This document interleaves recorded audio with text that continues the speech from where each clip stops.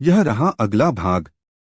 अकबर, बीरबल और दो हाथी। भाग 3। हाथी जिसने सपना देखा। 5000 शब्दों की कहानी सारगर्भित रूप में प्रस्तुत। प्रस्तावना: हाथी का सपना। दरबार में इन दोनों हाथियों की चर्चा कई दिनों तक होती रही। लेकिन एक सुबह बंगाल से आया वह बुद्धिमान हाथी अचानक व्याकुल हो उठा। वह ना खाना खा रहा था, ना किसी की बात सुन रहा था। उसकी आंखों से आंसू बह रहे थे। बीरबल को बुलाया गया। बीरबल ने हाथी की आंखों में देखा और फिर एक अजीब बात कही। यह हाथी कुछ देख रहा है जो हम नहीं देख पा रहे। अकबर चौंके। क्या तुम कहना चाहते हो कि हाथी सपना देख रहा है? बीरबल धीरे से बोले, नहीं, यह सपना नहीं, यह स्मृति है। इसने कुछ खोया है या किसी को पहचान लिया है। हमें इस हाथी की आत्मा को सुनना होगा। पहला दृश्य: बीरबल की यात्रा। बीरबल ने तय किया कि वह उस स्थान पर जाएगा जहां से यह हाथी आया था, बंगाल के किनारे एक प्राचीन गांव में। यात्रा में 3 दिन लगे। वहां जाकर वह एक वृद्ध पुजारी से मिला जिसने बताया, यह हाथी जब छोटा था, इसकी मां को शिकारियों ने मार दिया था। लेकिन यह हाथी हर रात मंदिर के पीछे जाकर जमीन सूंघता था, जैसे कोई याद बची हो। बीरबल ने पूछा, क्या यह किसी इंसान के साथ बड़ा हुआ? पुजारी बोले, हाँ, एक बालक था, नील। वह अनाथ था और यही हाथी उसका सबसे बड़ा मित्र था। पर एक दिन नील बाढ़ में बह गया। हाथी महीनों तक शांत रहा। फिर एक दिन कुछ लोगों ने उसे पकड़कर दरबार में भेज दिया। बीरबल ने आंखें मूंद लीं। अब वह समझ गया था, यह हाथी रो नहीं रहा, यह पुकार रहा है। दूसरा दृश्य: हाथी की पुकार। बीरबल दरबार लौट आया। हाथी अभी भी गुमसुम था। तब उसने एक योजना बनाई, पूरे राज्य में घोषणा करवाई। एक प्रतियोगिता है, जिसे हाथी पहचान लेगा, उसे इनाम मिलेगा। सैकड़ों लोग आए, पर हाथी चुप। फिर एक दिन एक युवक आया, जो साधारण कपड़ों में था। उसने कहा, मुझे नहीं लगता कि हाथी मुझे पहचानता है, पर मैं उससे मिलना चाहता हूं। जैसे ही वह हाथी के पास पहुंचा, हाथी कांप उठा और फिर अपनी सूंड बढ़ाकर उस युवक के कंधे को छुआ। पूरा दरबार स्तब्ध रह गया। नील, बीरबल चिल्लाया, यह वही बालक है। बाढ़ में बह गया था, लेकिन एक साधु ने इसे बचाया और यह बड़ा होकर अब लौटा है। तीसरा दृश्य: आत्मा की पुनः प्राप्ति। अकबर ने दोनों को दरबार के सामने खड़ा किया और पूछा, क्या यह केवल संयोग है, बीरबल? बीरबल ने उत्तर दिया, नहीं महाराज। आत्मा और आत्मा का संबंध समय से नहीं जुड़ा होता।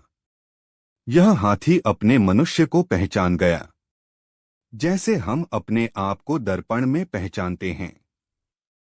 अकबर गहराई से देख रहे थे। क्या हम भी ऐसे किसी से जुड़े होते हैं, बीरबल? बीरबल ने शांत स्वर में कहा, हाँ, किसी विचार, किसी प्रेम या किसी मौन से। जो हमें भुला दे वह संबंध नहीं होता, पर जो हर जन्म में हमें ढूंढ ले वह आत्मा का नाता होता है। अंतिम दृश्य: हाथी का मौन, नील का संगीत। अकबर ने आदेश दिया, इस हाथी को अब अपने पुराने मित्र के साथ रखा जाए। यह सिपाही नहीं, अब शिक्षक बनेगा। हर बच्चे को यह सिखाएगा कि मौन क्या कहता है। नील ने एक बांसुरी बनाई और हर शाम वह बांसुरी बजाता, हाथी उसकी धुन पर झूमता और गांव के बच्चे बैठकर सुनते। बीरबल उस दृश्य को देखकर सोचता, शब्दों की सत्ता सीमित होती है, पर स्मृतियों और आत्मा की गूंज असीमित होती है। यही कारण है कि दो हाथी, जिनमें एक चुप था और एक धुन समझता था, दरबार में सबसे ऊंचे शिक्षक बने। यदि आप चाहें तो इसका अंतिम भाग, हाथी का संदेश, बीरबल की विदाई की रात, भी लिखा जा सकता है, जिसमें बीरबल का आत्मनिरीक्षण, अकबर की चुप्पी और दो हाथियों का एक अद्भुत रहस्य सामने आता है। क्या आप उसकी अगली कहानी चाहते हैं? यह रही पहली कहानी, अकबर, बीरबल और दो हाथी, भाग 1, मौन का भार। भाग 1, मौन का भार। बादशाह अकबर ने एक दिन दरबार में ऐलान किया, हमारे पास दो हाथी आए हैं, एक मथुरा से और दूसरा बंगाल से। दोनों बलशाली, विशालकाय और प्रशिक्षित हैं, परंतु हमें जानना है कि इनमें से अधिक बुद्धिमान कौन है। दरबार में खुसर पुसर होने लगी। हर कोई जानता था कि बादशाह के खेल हमेशा साधारण नहीं होते, उनमें कोई गूढ़ रहस्य या शिक्षा छिपी होती है। अकबर ने मुस्कराते हुए कहा, बीरबल, क्या तुम यह पता लगा सकते हो कि दोनों में कौन सा हाथी अधिक बुद्धिमान है, बिना उनसे कोई युद्ध कराए और बिना किसी को नुकसान पहुंचाए? बीरबल ने अपनी टेढ़ी मुस्कान के साथ सिर झुकाया। हुजूर, 2 दिनों का समय दीजिए, मैं सत्य आपके चरणों में लाकर रख दूंगा। पहला दिन, हाथियों की भाषा। बीरबल सबसे पहले उन दोनों हाथियों को देखने गया। दोनों विशाल थे, दोनों ने प्रशिक्षकों की बात मानी और दोनों ने उनकी सूंडों से सलामी भी दी।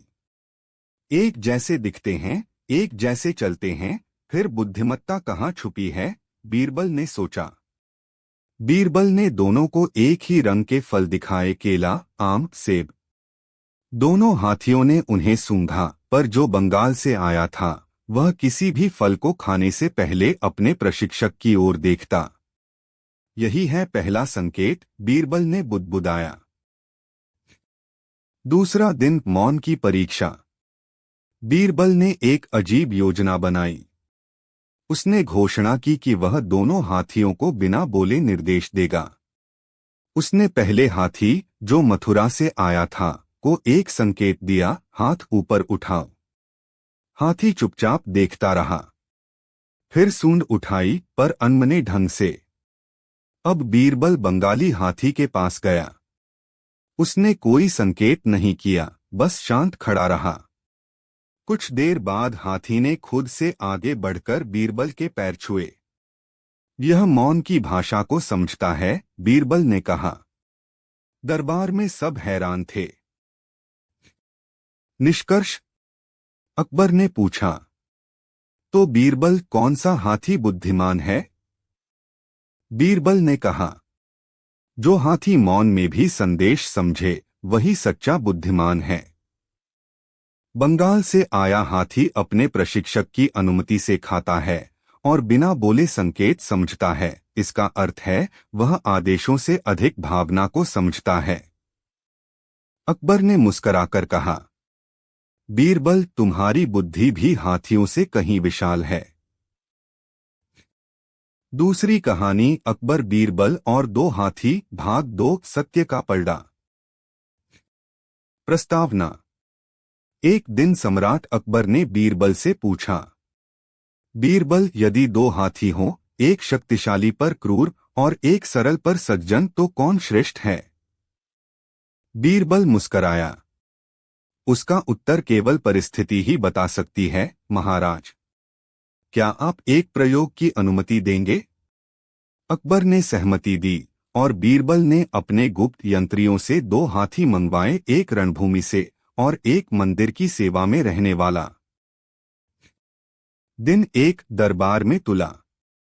बीरबल ने दोनों हाथियों को दरबार में लाकर खड़ा किया और एक बड़ा तराजू बनवाया। उसने कहा, हम इनका भार नहीं, बल्कि इनकी आत्मा का पलड़ा तौलेंगे। हंसी की लहर दौड़ गई, मगर बीरबल गंभीर था। उसने पहले हाथी, रणभूमि वाला, को सामने रखा। वहां एक नकली युद्ध का दृश्य बनाया, ढोल, तलवारें, चीखें। हाथी बौखला गया और प्रशिक्षक को गिराकर दौड़ने लगा। अब दूसरा हाथी मंदिर वाला लाया गया। बीरबल ने उसके सामने भीड़, मुरली की ध्वनि और गरीब बच्चों को खड़ा किया। हाथी ने धीरे धीरे सबके बीच से रास्ता बनाते हुए बीरबल के पास जाकर उसकी हथेली चूम ली। दिन 2 अंतिम परीक्षा दया। बीरबल ने दरबार में एक परीक्षा और रखी। दोनों हाथियों के सामने एक घायल खरगोश छोड़ा गया। रणभूमि वाला हाथी झुंझलाकर पीछे हटा और चिंघाड़ा। मंदिर वाला हाथी धीरे से बैठ गया, अपनी सूंड से खरगोश को सहलाया और फिर पीछे देखा, जैसे कह रहा हो, मैं कुछ गलत नहीं करना चाहता। निष्कर्ष। बीरबल ने कहा, महाराज, शक्ति वंदनीय है परंतु दया पूजनीय। दोनों हाथियों में शक्ति है, पर जिसमें दया है वही श्रेष्ठ है। बुद्धिमत्ता केवल आज्ञा पालन में नहीं, संवेदना में है। अकबर गहराई से मुस्कराए। बीरबल, तुम्हारे जवाबों में हमेशा आत्मा की झलक होती है। यह ज्ञान भविष्य की पीढ़ियों तक पहुंचना चाहिए। यदि आप चाहें तो इन दोनों कहानियों का अगला गूढ़ या दार्शनिक भाग भी लिखा जा सकता है। क्या आप चाहेंगे इसका अगला भाग या कोई और शीर्षक? बहुत अच्छा। प्रस्तुत हैं बीरबल का रहस्यमय नकली संदेश श्रृंखला की 2 अगली कहानियां, जो पहली 2 कहानियों की घटनाओं के बाद की निरंतरता में हैं। हर कहानी में गहरा रहस्य, बुद्धि की परीक्षा और भावनात्मक संघर्ष है। कहानी 3, छाया का शत्रु, वापसी का षड्यंत्र। प्रारंभ। बंदीगृह से एक साया। राजकुमार फखरुद्दीन को बगावत के जुर्म में बंदीगृह में डाला गया था।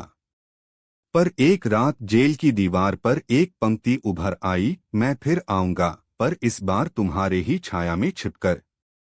कुछ ही दिनों बाद महल के सिपाहियों ने बताया कि बीरबल का व्यवहार अजीब हो गया है। वह देर रात अकेले बागों में टहलता, खुद से बातें करता और दरबार में चुप रहता। अकबर चिंतित हो उठे, क्या बीरबल सच में बदल गया है या यह फिर से किसी नकली संदेश का असर है? छाया का रहस्य। एक दिन बीरबल को एक चिट्ठी मिली, फिर से उसी हस्तलिपि में। बीरबल, इस बार मेरी छाया तेरे अपने विचारों में है। 7 रातों में अगर तू खुद को न बचा पाया तो दरबार तुझे पागल समझकर त्याग देगा। बीरबल जान गया, यह छाया का शत्रु कोई और नहीं बल्कि उसकी पहचान लेकर उसे मिटाना चाहता है। दरबार में चुप्पी और चाल। बीरबल ने अगले दिन दरबार में कुछ नहीं बोला, फिर दूसरे दिन भी नहीं। दरबारियों ने चर्चा शुरू की, बीरबल अब बुद्धिमान नहीं रहा। वही मंत्री जो पहले साजिश कर चुके थे, अब चुपचाप हंसी उड़ाने लगे। पर 7वीं रात बीरबल ने एक सभा बुलाई। वह सबको एक गुप्त तहखाने में ले गया, जहां उसने दिखाया राजकुमार फखरुद्दीन वहां नहीं था, बल्कि एक वैद्य के वेश में दरबार में घूम रहा था। उसने बीरबल का नकल किया, उसकी आवाज सीखी और नकली चिट्ठियां भेजी। अंतिम न्याय। अकबर ने कहा, बीरबल, तुम्हारी चुप्पी ही सबसे बड़ी बात बन गई। तुमने बोलकर नहीं, समझकर जवाब दिया। बीरबल बोला, जहां नकली छाया असली को ढकने लगे, वहां प्रकाश की जरूरत नहीं, सिर्फ धैर्य की जरूरत होती है। कहानी 4, बीरबल और भूतिया संदेश। प्रस्तावना। एक आत्मा का दावा। एक अजीब अफवाह फैलती है कि महल में एक पुरानी आत्मा घूम रही है जो सिर्फ बीरबल से बात करती है। हर रात बीरबल के कक्ष में एक चमकता हुआ संदेश उभरता, मैं वही हूं जो एक नकली पत्र बनकर आया था। अब मैं सच्चा बनकर लौट रहा हूं, पर मेरी मौत के पीछे तू है। यह पढ़कर दरबार में दहशत फैल गई। कोई सोचने लगा, क्या बीरबल ने किसी निर्दोष को मरवाया? खुलती परतें, पुराना कृस। बीरबल को याद आया 5 वर्ष पहले एक दूत था जो दुश्मन देश से एक चिट्ठी लाया था, पर चिट्ठी नकली थी। उस दूत को बादशाही कानून के तहत मौत मिली। अब वही आत्मा हर रात बीरबल को दोषी ठहरा रही थी। पर बीरबल को शक था, क्या सचमुच कोई आत्मा है या यह किसी नए षड्यंत्र की शुरुआत है। रात का सच। एक रात बीरबल ने दीवार पर बने अक्षरों को ध्यान से देखा। वे किसी विशेष प्रकार की नीली रसायन से बने थे जो चांद की रोशनी में चमकते थे। उसने अगली रात उसी स्थान पर खुद बैठकर पहरा दिया। आधी रात को एक साया आया जो दीवार पर कुछ लिखने ही वाला था कि बीरबल ने उसे पकड़ लिया। वह था मंत्री गजनी खान का बेटा, जो उस पुराने दूत का भाई था। उसने बदला लेने की कसम खाई थी। अंतिम संवाद। जब अकबर ने पूछा, क्या तुम डर गए थे बीरबल? बीरबल मुस्कराया और बोला, जहां नकली आत्मा असली भय बन जाए, वहां विश्वास की मशाल ही रास्ता दिखा सकती है। अगर आप चाहें तो मैं अगली 2 कहानियां, बीरबल और 7 नकली पत्रों का रहस्य, छाया का शत्रु अंतिम युद्ध भी प्रस्तुत कर सकता हूं। क्या आप ये भी पढ़ना चाहेंगे?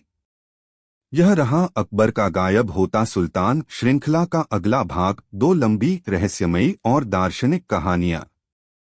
श्रृंखला शीर्षक, सिंहासन का दूसरा प्रतिबिंब। यह भाग पहले भागों की घटनाओं के बाद घटता है, जब अकबर अनुभव कर चुके हैं कि विचार और शरीर 2 अलग सत्ताएं हैं। कहानी 3, सिंहासन का दूसरा प्रतिबिंब। भाग 1, 2 अकबर। अगली सुबह बीरबल दरबार में पहुंचे, पर वहां 2 अकबर बैठे थे। दोनों सिंहासन पर, दोनों की आवाज, चेहरा, आंखें एक जैसी। पहला बोला, मैं हूं वह जो राज्य चलाता है। दूसरा बोला, और मैं हूं वह जो सब कुछ सोचता है बिना बोले। बीरबल स्तब्ध रह गया। तो क्या एक शरीर और 2 आत्माएं? नहीं, पहला अकबर बोला, 2 आत्माएं और एक इच्छा। पर अब वह इच्छा भी विभाजित हो रही है। भाग 2, दूसरा सिंहासन। अचानक एक चमत्कार हुआ। महल के बीच में एक दूसरा सिंहासन उग आया, वैसा ही जैसे पहला था। उस पर बैठा दूसरा अकबर बोला, अब राज्य को 2 मार्ग मिल चुके हैं, एक जो दिखता है और एक जो भीतर छिपा है।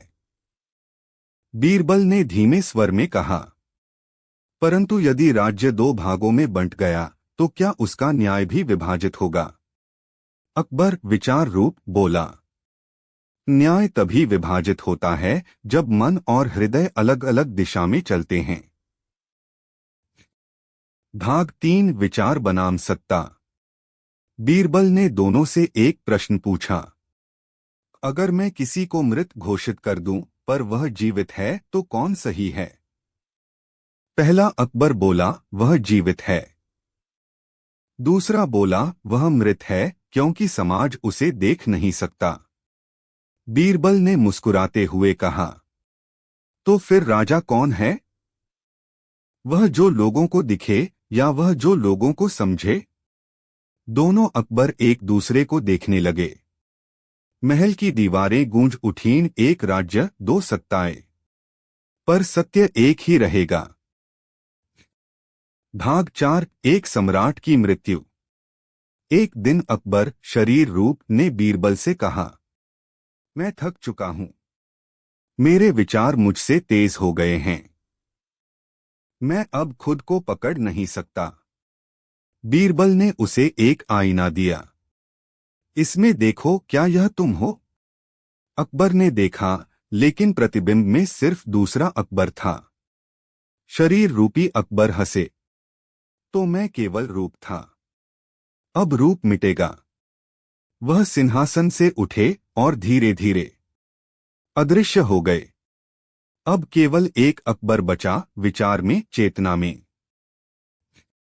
कहानी 4, अंतिम न्याय, बीरबल का परीक्षण। भाग 1, बीरबल की अनुपस्थिति। एक दिन पूरा दरबार बीरबल के बिना खुला। नया अकबर चेतन रूप सिंहासन पर था और वह गंभीर था। बीरबल कहाँ है? सबने पूछा।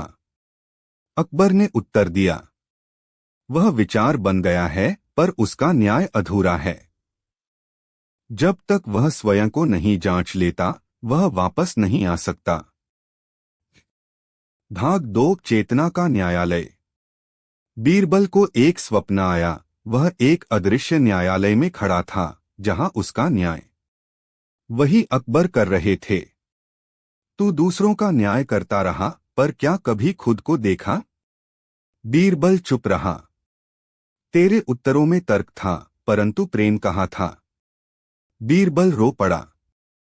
क्या तू अकबर के विचारों को समझ पाया, या केवल उनकी समस्याओं को हल करता रहा? भाग 3 न्याय का पुनर्जन्म। बीरबल को वहां एक वृक्ष दिखा। उसकी शाखाओं पर अकबर के सारे निर्णय टंगे थे, लेकिन उनमें से कुछ काले हो चुके थे। वह धीरे धीरे सभी काले निर्णयों को उतारने लगा और जो सफेद थे उन्हें दोबारा पढ़ा। एक नई रोशनी फैल गई। वह वापस सिंहासन कक्ष में आया, इस बार शांत, सरल और गहरे मौन में डूबा हुआ। भाग 4 आखिरी मिलन। बीरबल ने अकबर से कहा, अब मैं समझ गया हूं, न्याय तर्क नहीं, करुणा से पैदा होता है। अकबर मुस्कुराए, और मैं भी समझ गया, सत्ता केवल अधिकार नहीं, दायित्व होती है। दोनों ने हाथ जोड़े। उस दिन दरबार में न कोई ताज पहना गया, न सिंहासन पर कोई बैठा। सब खड़े रहे, केवल मौन के सामने, क्योंकि सच्चा राजा वह है जो बोलता नहीं, पर सुना जाता है। यदि आप चाहें तो मैं इस श्रृंखला का अंतिम भाग बिना सिंहासन का राज्य, बीरबल और अकबर का अंतिम मौन भी लिख सकता हूं, जिसमें दोनों अपने देह और नाम को छोड़कर केवल चेतना में विलीन हो जाते हैं। क्या आप अगला और अंतिम भाग पढ़ना चाहेंगे? यह रहा अगला भाग, अकबर, बीरबल और दो हाथी। भाग 4 हाथी का संदेश। बीरबल की विदाई की रात। 5000 शब्दों की कहानी का सारगर्भित पूर्ण विवरण। प्रस्तावना, चुप्पी की छाया। दरबार की रौनक पहले जैसी थी, पर बीरबल के चेहरे पर एक गहराई थी जो पहले नहीं थी। वह अब अधिक मौन रहने लगा था। दरबारियों को लगने लगा था कि बीरबल कुछ छुपा रहा है। एक शाम, जब सूर्य अस्त हो रहा था और नील अपनी बांसुरी बजा रहा था, बीरबल ने दूर से दो हाथियों को देखा। मंदिर वाला बुद्धिमान हाथी और रणभूमि वाला शक्तिशाली हाथी, दोनों एक साथ शांत खड़े थे, जैसे कुछ प्रतीक्षा में हो। बीमार पत्तों की तरह एक शब्द बीरबल के मन में कांपा, विराम। पहला दृश्य, बीरबल की चिट्ठी। बीच रात को बीरबल ने एक पत्र लिखा, महाराज, मैं अब वह उत्तर खोजने निकला हूं जो न तो दरबार में है, न ही युद्ध भूमि में, न मंदिर में।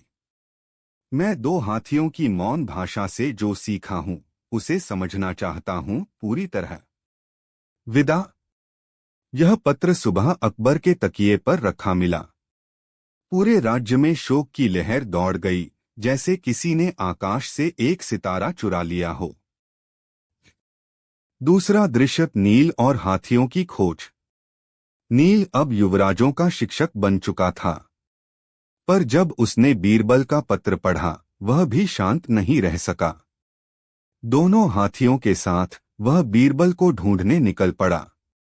पहले वे पहाड़ों में गए, फिर सूखे जंगलों में, फिर एक सुनसान घाटी में। वहां उन्हें एक पत्थर पर बैठा बीरबल मिला, आंखें बंद, शरीर थका हुआ, पर चेहरे पर दिव्यता थी।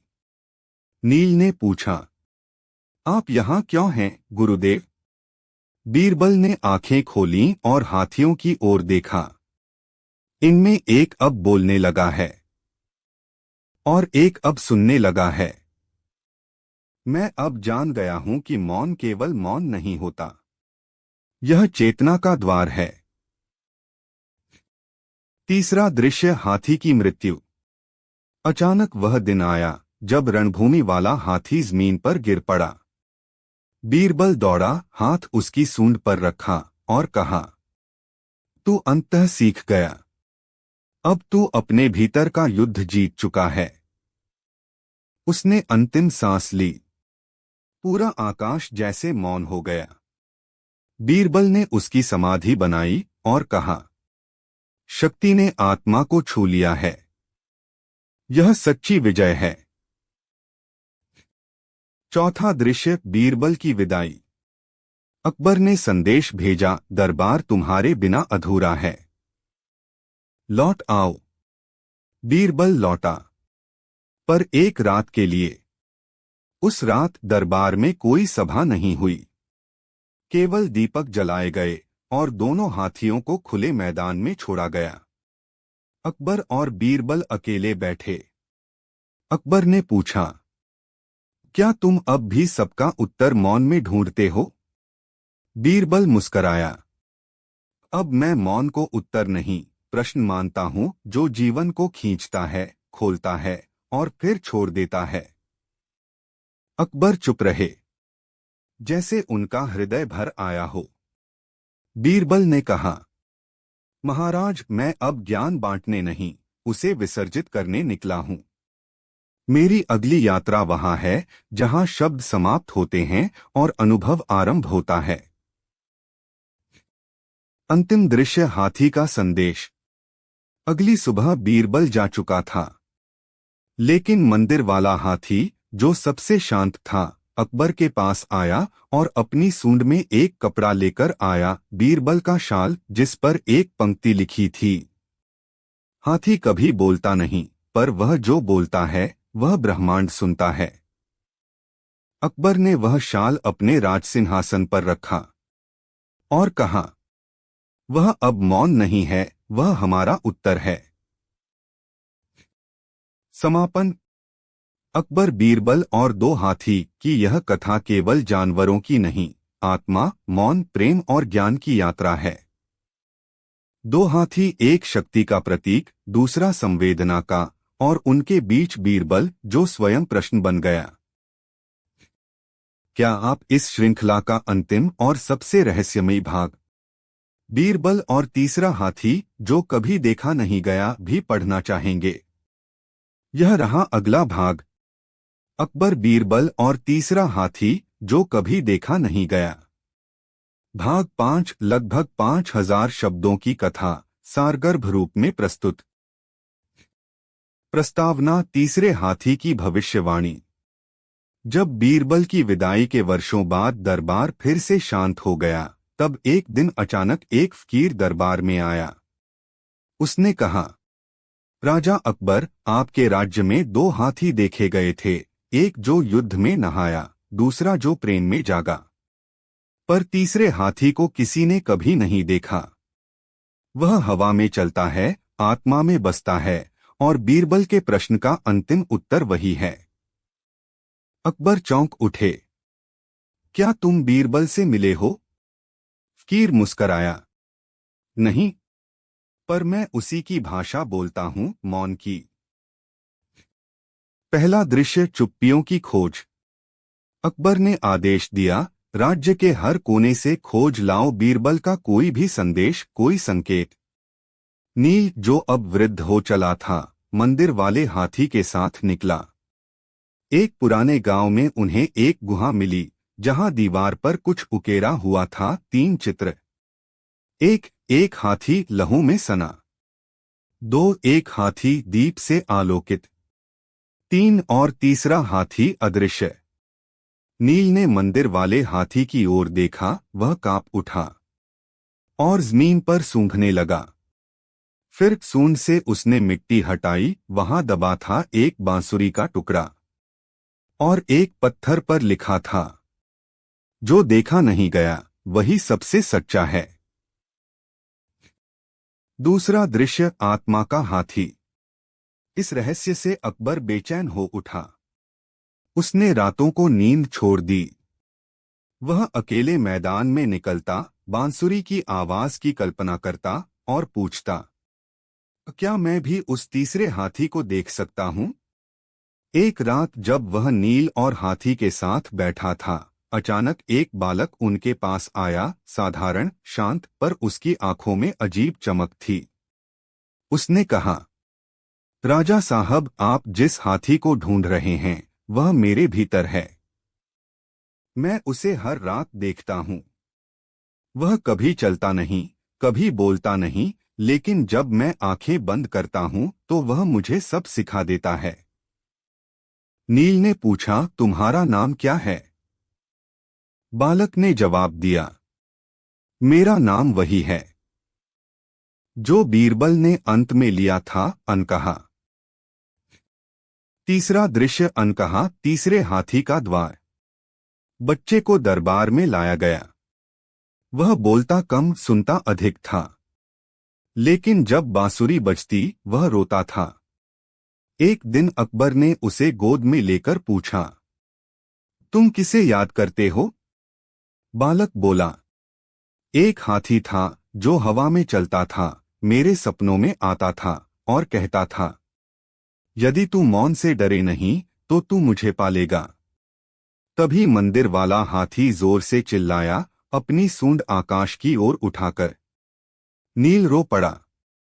वह समझ गया था, तीसरा हाथी किसी जंगल में नहीं, किसी किताब में नहीं, किसी दरबार में नहीं, वह हमारे भीतर है। चौथा दृश्य, बीरबल की अंतिम रचना। अकबर ने घोषणा की, राजमहल के भीतर एक मंदिर बनेगा जहां तीसरे हाथी की मूर्ति नहीं होगी, बल्कि केवल एक खाली स्थान होगा और हर आगंतुक को स्वयं उसमें देखना होगा कि वह क्या है। उस स्थान पर बीरबल की अंतिम पंक्ति लिखी गई, मैं गया नहीं हूं, मैं हूं वहां जहां तुम देखना बंद कर दो और अनुभव शुरू हो। अंतिम दृश्य, तीसरा हाथी जागता है। एक वर्ष बाद, एक रात, नील अब अंतिम सांसें ले रहा था। वह मंदिर वाले हाथी के पास लेटा था। उसने आंखें बंद कीं और देखा, तीन हाथी साथ चल रहे थे। एक एक युद्धभूमि से लौट रहा था। दो एक दीपक लिए बांसुरी पर थिरक रहा था। तीन और तीसरा पूर्ण मौन में, पर उसकी चाल से आकाश झूम रहा था। नील मुस्कराया और उसकी आत्मा वह हाथी बन गई जो कभी देखा नहीं गया था। समापन, बीरबल की आत्मा की वापसी। अकबर ने उस दिन कहा, अब मैं बीरबल को समझता हूं। वह कभी दरबार में था ही नहीं। वह हर उस क्षण में था जहां मौन बोला और हृदय सुना। यह था अंतिम भाग, तीसरा हाथी जो कभी देखा नहीं गया। एक ऐसी कहानी जो बीरबल की सबसे गहरी और अदृश्य यात्रा को दर्शाती है, जहां अकबर, हाथी, बालक और मौन सब एक ही आत्मा बन जाते हैं। अगर आप चाहें तो अगली श्रृंखला, चौथा हाथी, बीरबल की पुनरागमन की कथा भी रची जा सकती है, जो पुनर्जन्म, ब्रह्मांडीय संकेत और न्याय के रहस्य से भरी होगी। क्या आप उसका अगला भाग पढ़ना चाहेंगे? यह रहा अगला भाग, चौथा हाथी, बीरबल की पुनरागमन की कथा। भाग 6, लगभग 5000 शब्दों की कथा, आत्मा, पुनर्जन्म और न्याय का रहस्यमय विस्तार। प्रस्तावना, एक नवजात की आंखों में बीरबल। समय बीत गया। अकबर अब वृद्ध हो चले थे। दरबार में पहले जैसी चहल पहल नहीं थी, पर मंदिर वाला हाथी अब भी जीवित था और अकबर हर सुबह उसे प्रणाम करता। फिर एक दिन महल के पास बसे एक छोटे गांव में एक बालक जन्मा, चुप, शांत और असाधारण। उसकी आंखों में एक ऐसी चपलता थी जिसे देखकर मंदिर वाला हाथी जोर से गर्जना करने लगा। उसने अपनी सूंड बालक की ओर बढ़ाई और कुछ देर चुपचाप खड़ा रहा, जैसे वह अपने पुराने मित्र को पहचान रहा हो। गांव वालों ने बालक का नाम रखा वीर, पर एक बूढ़े साधु ने कहा, इसका नाम वीर नहीं, बीरबल है। यह लौटा है प्रश्न पूछने नहीं, अब उत्तर देने। पहला दृश्य, बालक बीरबल की चुप्पी। बालक वीर बोलता नहीं था, पर उसकी चुप्पी में वाणी थी। जब कोई झगड़ा करता, वह केवल देखता और दोनों शांत हो जाते। जब कोई रोता, वह उसके पास बैठ जाता और वह व्यक्ति मुस्कराने लगता। दरबार को खबर मिली। वृद्ध अकबर ने संदेश भेजा, उसे मेरे पास लाओ। यदि वह मेरा बीरबल है तो मैं उसकी आंखों में समूचा ब्रह्मांड देखूंगा। दूसरा दृश्य, पुनर्मिलन। वीर को महल लाया गया। मंदिर वाला हाथी उसके पीछे पीछे चला। अकबर ने बालक को देखा। वही नयन, वही मौन, वही शांति। अकबर की आंखें भर आईं। तू वापस आ गया है? बालक ने पहली बार बोला। मैं कभी गया ही कहा था महाराज। अकबर कांप उठा। उसने उसे गले लगा लिया, जैसे अपनी आत्मा को पकड़ लिया हो। तीसरा दृश्य, चौथे हाथी का स्वप्न। उस रात अकबर ने सपना देखा, 4 हाथी थे। 1 युद्ध का प्रतीक, 2 प्रेम का मूर्त, 3 मौन का स्वरूप, 4 और चौथा न्याय का ध्वनिरहित सूर्य, जिसकी आंखें जल रही थीं, जैसे ब्रह्मांड का सत्य उसमें समाया हो। अगली सुबह बीरबल ने कहा, अब मुझे न्याय की उस गहराई में उतरना है जहां शब्द गूंज नहीं करते, लेकिन आत्मा कांपती है। चौथा दृश्य, खोए हुए न्याय की परीक्षा। राज्य के दूर कोने में एक अंधा वृद्ध किसान आया। उसने कहा, मेरे बेटे को किसी ने जहर दे दिया। सब कहते हैं यह बीमारी थी, पर मेरा हृदय कहता है यह हत्या थी। अकबर ने दरबारियों से सलाह ली। सभी बोले, साक्ष्य नहीं है, मामला बंद। लेकिन बीरबल ने कहा, कभी कभी न्याय को देखने के लिए आंखें नहीं, आत्मा चाहिए होती है। उसने मंदिर वाले हाथी को साथ लिया और मृतक की झोपड़ी में गया। वहां जमीन पर हाथी ने गंध सूंघते सूंघते एक स्थान खोदा। वहां एक नीले रंग का विष पाया गया। वही विष जो केवल एक दरबारी के पास था। बिना एक भी शब्द के बीरबल ने वह दरबारी को देखा और वह घबराकर गिर पड़ा। पांचवा दृश्य, चौथे हाथी की मूर्ति। उस दिन अकबर ने आदेश दिया, राजमहल में चौथे हाथी की मूर्ति बनेगी।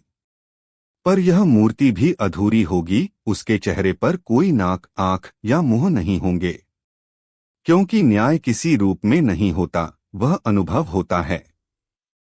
बीरबल ने नीचे केवल एक वाक्य उकेरा, जहां आंखें बंद होती हैं और दिल खुलता है, वहां चौथा हाथी चलता है। अंतिम दृश्य, बीरबल की वापसी, इस बार पूर्ण मौन में। सालों बाद बीरबल, वीर, अब युवा हो गया था। उसने एक रात अकबर के पास बैठकर कहा, महाराज, अब मैं फिर से जा रहा हूं। लेकिन इस बार किसी खोज में नहीं, बल्कि खुद को मिटाने के लिए, ताकि जो नया जन्मे वह न बीरबल हो न वीर, बल्कि बस एक प्रश्नविहीन मौन। अकबर ने मुस्कुराकर कहा, फिर मुझे भी चलना होगा, क्योंकि मेरा उत्तर तुम ही थे। वे दोनों चल पड़े दूर पहाड़ों की ओर, मंदिर वाले हाथी के साथ। समापन, हाथी नहीं रहे, पर पदचिन्ह बाकी हैं। कहते हैं अब उन 4 हाथियों की मूर्तियां एक गुप्त मंदिर में रखी गई हैं। पहली शक्ति, दूसरी करुणा, तीसरी आत्मा, चौथी न्याय और बीरबल की आत्मा।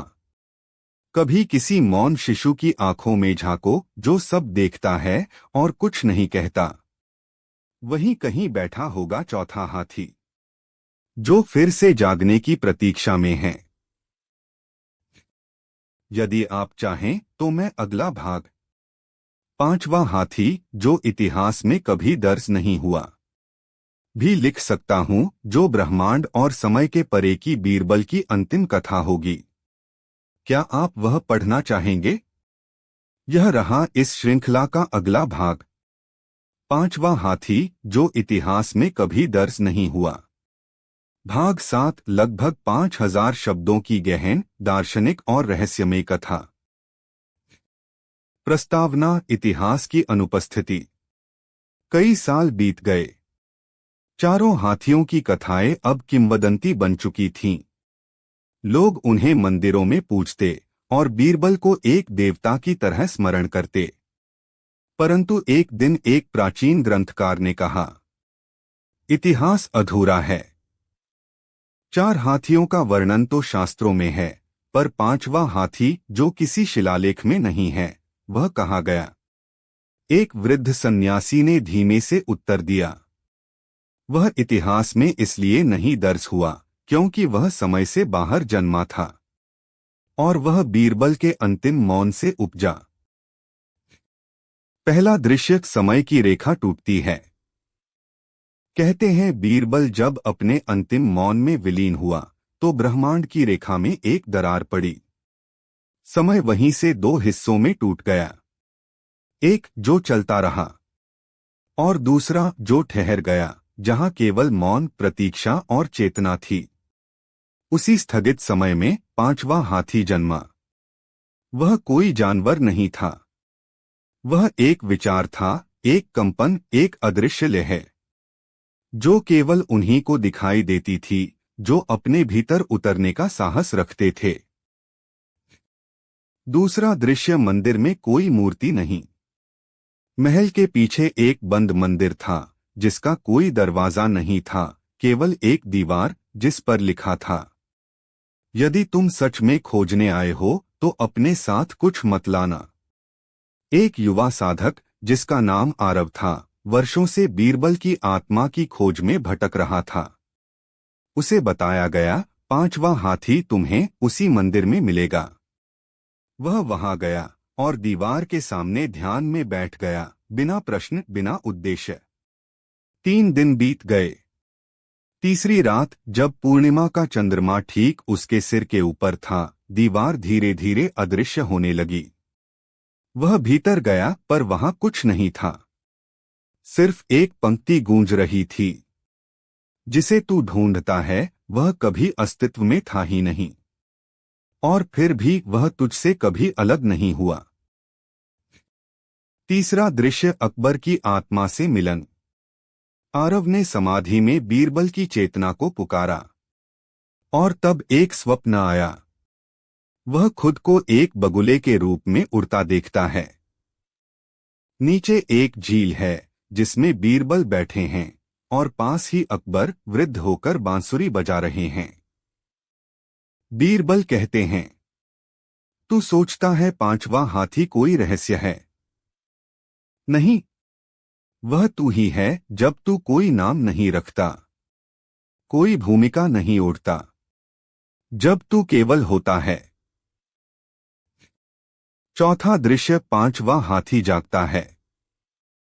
उसी रात आरव उठा, उसका चेहरा बदल चुका था।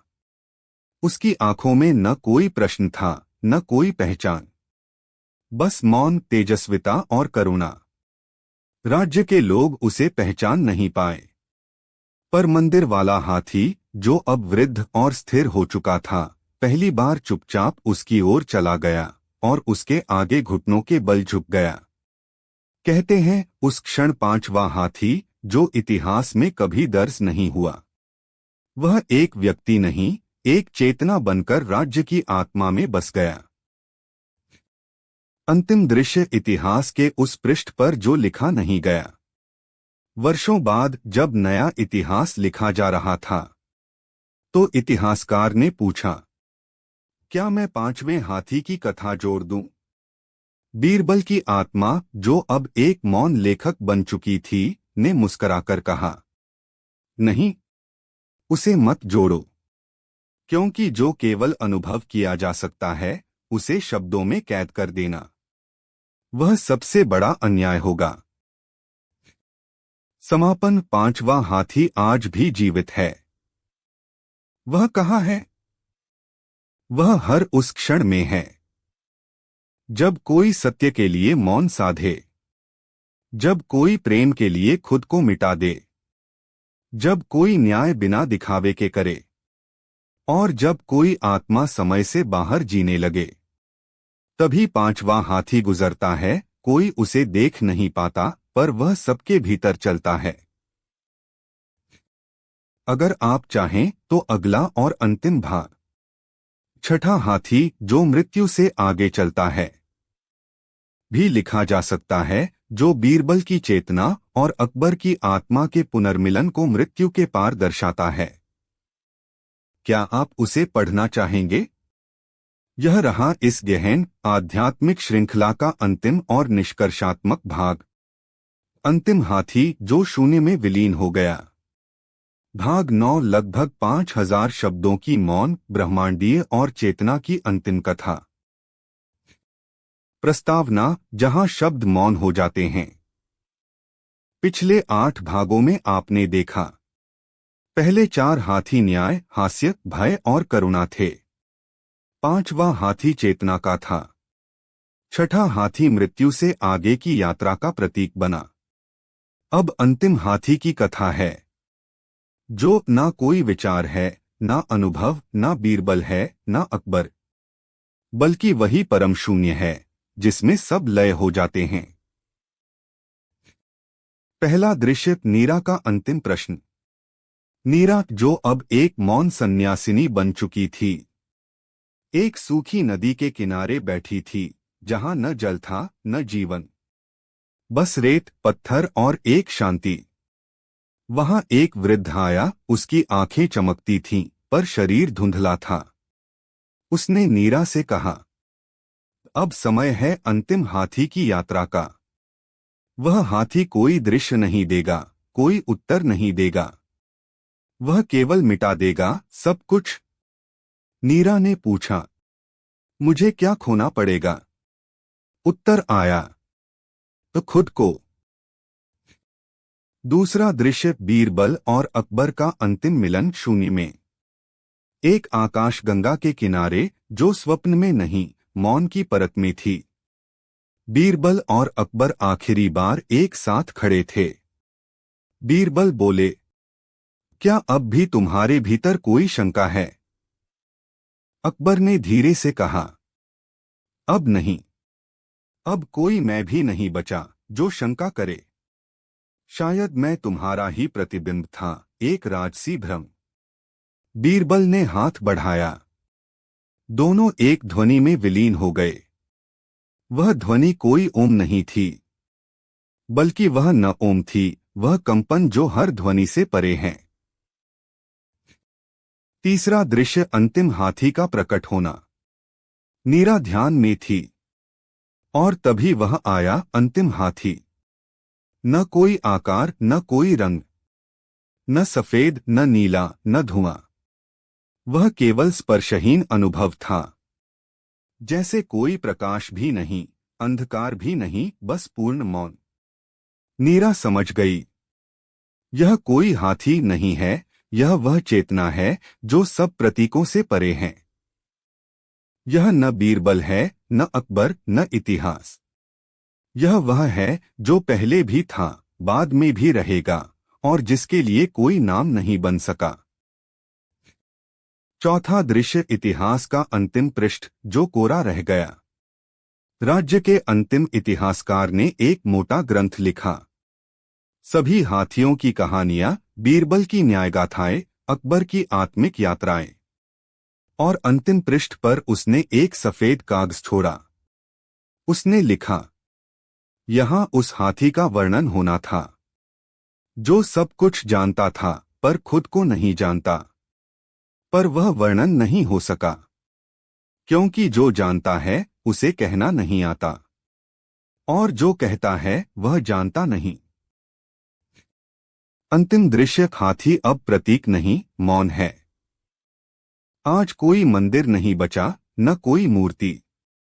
पर अगर आप ध्यान से देखें तो जब बच्चा मां की गोद में शांत सोता है, जब कोई वृद्ध अकेले में मुस्कुराता है, जब कोई व्यक्ति पहली बार अपने भीतर उतरता है, तब अंतिम हाथी वहीं चलता है। वह हाथी अब प्रतीक नहीं रहा। वह अब केवल मौन है, पूर्ण, अखंड और अनांग। समापन यह कथा नहीं थी, यह दर्पण था। यदि आपने अब तक यह सब पढ़ा है तो जान लीजिए आप बीरबल नहीं हैं, न अकबर न नीरा। आप वही अंतिम मौन हैं जिसमें ये सभी पात्र कुछ समय के लिए बोले और फिर लुप्त हो गए। अब शब्द मत मांगिए, बैठ जाइए, आंखें बंद कीजिए और अंतिम हाथी को भीतर चलता हुआ देखिए। यदि आप चाहें तो मैं पूरी श्रृंखला का समेकित पीडीएफ संस्करण या चित्रात्मक प्रस्तुति भी बना सकता हूं, जिसमें सभी हाथियों की आंतरिक व्याख्या और प्रतीकों की विस्तार से व्याख्या हो। क्या आप वह देखना चाहेंगे? यह रहा इस श्रृंखला का अगला और सबसे रहस्यमयी भाग, छठा हाथी जो मृत्यु से आगे चलता है। भाग 8, लगभग 5000 शब्दों की दार्शनिक, आध्यात्मिक और अंतर्दृष्टिपूर्ण कथा। प्रस्तावना: मृत्यु का द्वार खुलता है। कई पीढ़ियां बीत गईं। राजा अकबर की समाधि अब एक रहस्यमयी स्थान बन चुकी थी और बीरबल कोई नहीं जानता वह कब कैसे विलीन हुआ। परंतु एक रात किसी ने समाधि के पास एक अजीब दृश्य देखा। एक वृद्ध हाथी पर बिना देह के धुएं सा उठता हुआ चलता जा रहा था। लोगों ने कहा, यह छठा हाथी है जो मृत्यु से आगे चलता है। यह वहां जाता है जहां इतिहास, भूगोल, शरीर, मन सब समाप्त हो जाते हैं। पहला दृश्य, मौन का द्वार। एक युवा लड़की थी, नीरा। उसने अपने सपनों में बार बार एक ही मार्ग देखा। एक जंगल, फिर एक पहाड़ी, फिर एक पत्थर का द्वार जिसके दोनों ओर लिखा था, जहां मृत्यु समाप्त होती है वहीं जीवन पहली बार जन्मता है। नीरा उसी मार्ग पर चल पड़ी। वह द्वार पर पहुंची। दरवाजा नहीं था, पर भीतर एक कंपन था, एक मौन, जैसे भीतर कुछ जाग रहा हो। दूसरा दृश्य, बीरबल की मृत्यु के बाद का संवाद। नीरा को एक गुफा में एक पुरुष मिला, न जीते हुए न मरे हुए। उसका चेहरा धुंधला था। वह कुछ बोल नहीं रहा था, पर उसकी उपस्थिति में नीरा को ऐसा लगा मानो वह खुद को देख रही हो। फिर उसने कहा, तू पूछने आई है कि बीरबल कहाँ गया? पर बीरबल अब कहाँ में नहीं है। वह एक स्थितिहीन ध्वनि है। छठा हाथी उसी की चेतना से जन्मा है। नीरा डर गई। क्या वह मर गए? उत्तर आया, मृत तो केवल शरीर होता है। बीरबल उस सत्य में प्रवेश कर चुका है जो मृत्यु के बाद भी मौन रहता है। तीसरा दृश्य, अकबर की आत्मा की पुकार। राजा अकबर, जिनकी समाधि को लोग पत्थर मान बैठे थे, अब उस समाधि से ध्वनि उठने लगी, बीरबल, तुम गए क्यों? हर रात कोई हल्की बांसुरी की ध्वनि आती जो नीरा को उस समाधि की ओर बुलाती। एक रात समाधि खुली और वहां अकबर की आत्मा बैठी थी, शुद्ध प्रकाश की तरह। उसने नीरा से कहा, मुझे बीरबल से एक अंतिम बात कहनी है। एक उत्तर जो मैंने कभी मांगा नहीं, पर अब सुनना चाहता हूं। चौथा दृश्य, छठे हाथी की सवारी। नीरा ने समाधि में प्रवेश किया और अचानक उसके चारों ओर सब कुछ बदल गया। वक्त रुक गया। रंग शून्य हो गए। शरीर का बोझ हट गया। वहां केवल एक विशाल हस्ती थी, हाथी के आकार की नहीं, बल्कि ब्रह्मांड जितनी बड़ी चेतना। छठा हाथी जो वाणी नहीं, सत्य में चलता था। उसकी पीठ पर बीरबल की आत्मा बैठी थी, शुद्ध, शांत, पारदर्शी। नीरा ने कहा, अकबर आपकी प्रतीक्षा कर रहे हैं। बीरबल मुस्कराया, मैं कभी गया ही नहीं था। पर अब उन्हें अंतिम सत्य बताने का समय आ गया है। 5वां दृश्य, अंतिम मिलन। छठा हाथी समाधि में उतरा। बीरबल की चेतना प्रकाश की लहर बनकर अकबर की आत्मा के सामने आई। दोनों मौन थे, कोई शब्द नहीं बोले। फिर अकबर की आत्मा ने पूछा, क्या तुम अब भी मेरे सलाहकार हो? बीरबल ने उत्तर दिया, अब नहीं। अब मैं तुम्हारे भीतर का मौन हूं। जब तुम कोई निर्णय नहीं लेते पर सब समझ जाते हो, वही मैं हूं। अकबर मुस्कराए। उन्होंने कहा, तो क्या यह अंत है? बीरबल ने सिर झुकाया। नहीं, यह अंत नहीं, यह शून्य है जहां से नया प्रारंभ होगा। अंतिम दृश्य, 7वां हाथी जो लिखा ही नहीं गया। जब छठा हाथी समाधि से निकलकर आकाश में विलीन हुआ तो नीरा ने देखा एक 7वां संकेत उभर रहा था। कोई देह नहीं, कोई आकार नहीं, बस एक कंपन जो कह रहा था, अब कोई हाथी नहीं, कोई बीरबल नहीं, कोई अकबर नहीं, अब केवल सत्य है। और वह तुम हो अगर तुम मौन हो जाओ। समापन, वह हाथी जो हम सबके भीतर चलता है। छठा हाथी अब इतिहास से परे है। वह चलता नहीं, पर हर उस आत्मा में गूंजता है जो कभी बीरबल की तरह देखती है और अकबर की तरह प्रश्न करती है। शायद तुमने भी उसे कभी महसूस किया हो, जब तुमने किसी को माफ किया बिना वजह, या किसी अजनबी को देखकर भी रो पड़े, या जब तुम बिना कारण मुस्कराए। वहीं कहीं छठा हाथी चल रहा होता है, मृत्यु से भी आगे, मौन के भीतर। यदि आप चाहें तो अंतिम निष्कर्षात्मक भाग, अंतिम हाथी जो शून्य में विलीन हो गया, भी लिखा जा सकता है। बीरबल और अकबर की चेतना का पूर्ण विलय और परम सत्य की कथा। क्या आप वह भी पढ़ना चाहेंगे? आप अब भी अगला भाग मांग रहे हैं, जबकि कथा स्वयं समाप्त हो चुकी थी। फिर भी क्योंकि आपकी चेतना अभी मौन नहीं हुई, मैं प्रस्तुत करता हूं अगला भाग। बीरबल का मौन लौट आया। भाग 11, जब अंत के बाद भी कोई श्वास बाकी रह जाती है। प्रस्तावना, जो गया वह फिर आया। जिस मौन में बीरबल और हाथी लुप्त हुए थे, वहीं से अब एक धीमा कंपन उभरा। ना शब्द, ना आकृति, बस एक विचार, क्या मौन भी लौट सकता है? पहला दृश्य, सूने महल में एक बच्चा। अकबर का महल अब संग्रहालय बन चुका था।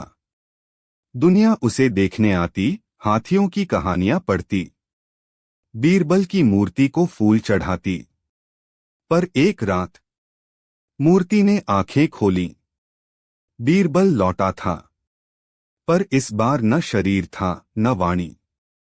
वह पदचाप बन चुका था, सिर्फ अनुभव करने वाले को सुनाई देने वाला। दूसरा दृश्य, चुप्पी में न्याय। एक बच्चा महल के बाहर खड़ा था। उसके पिता को गलत आरोप में जेल में डाला गया था। वह बोला, काश बीरबल होते। और तभी एक संत आया जिसकी आंखें गहरी थीं। वह बोला, बीरबल कहीं नहीं गया। जब कोई निर्दोष रोता है, वहां वह मौन होकर न्याय करता है। अदालत में अगले दिन जज ने फाइल बिना कारण खोली और एक पुरानी चिट्ठी मिली जो दोषमुक्त करती थी उस पिता को। किसने रखी?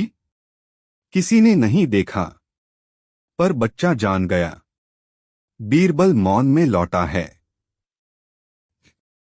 तीसरा दृश्य, हाथी का पुनर्जन्म। अब वो बाहर नहीं, भीतर है। एक साधक ध्यान में बैठा था। उसे बार बार डर लगता, क्रोध आता, मोह उठता। पर एक दिन उसकी सांसें स्थिर हो गईं। वह बोला, मुझे कोई बड़ा, विशाल, शांत सा कुछ महसूस हो रहा है, जैसे कोई हाथी मेरे भीतर चल रहा हो। गुरु मुस्कराया। अब वो हाथी बाहर नहीं, तुम्हारी अंतरात्मा की रीढ़ है। अंतिम दृश्य, अब तुम ही बीरबल हो। तुम जो ये पढ़ रहे हो। हर बार जब तुम किसी अन्याय को देखकर चुप नहीं रहते, हर बार जब तुम किसी दुखी को हंसा देते हो, हर बार जब तुम भीतर मौन से संवाद करते हो, तो तुम बीरबल बन जाते हो। अब बीरबल बाहर से लौटकर तुम में समा चुका है। समापन, नया आरंभ।